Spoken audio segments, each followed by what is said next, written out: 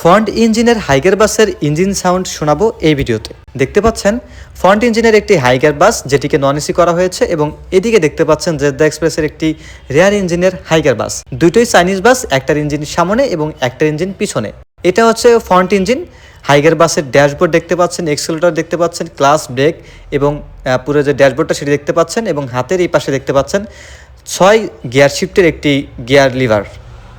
আর এই বাসের engine sound শোনাবো এই ভিডিওতে। এটার ইঞ্জিন পিছনে রয়েছে, এবং যে ভিডিওর বিস্তারিত বলবো সেটা হচ্ছে এই বাসের ইঞ্জিন হচ্ছে সামনে। তবে এই বাস নিয়ে অনেক আলোচনা শুরু হয়েছে এই বাস প্ল্যাটফর্মে।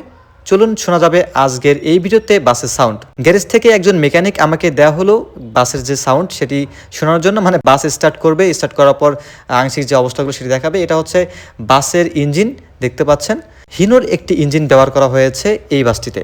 হিনোর ইঞ্জিনটির মডেল হচ্ছে হিনো JO8 EUU ইঞ্জিন, যেটি ইউরো 3, এবং বাকি বিস্তারিত দেখাচ্ছে আপনাদের। মানে বাসের সিএসএসটি চাইনিজ হলেও বাসের ইঞ্জিন কিন্তু জাপানি পাচ্ছেন। আমরা এর আগে দেখেছি আমাদের দেশের জন্য জাপানি যে সিএসএসগুলো রয়েছে সেগুলো কিন্তু অনেক ভালো পারফরমেন্স দিয়েছে। তো আমার কাছে মনে হয় যে সিএসএসটা হাইকার হলো ইঞ্জিন যেহেতু হিনোর দেওয়া হয়েছে, এটা ভালো একটা পারফরমেন্স দেখাবে আমাদের দেশের রাস্তায়। সব মিলিয়ে এই সিএসএসেও হিনোর যে ইঞ্জিনটি ব্যবহার করা হয়েছে এটার হর্স পাওয়ার 240+। তো বুঝতে পারতেছেন আসলে একটি শক্তিশালী ইঞ্জিন দেওয়া হয়েছে এই সিএসএসে।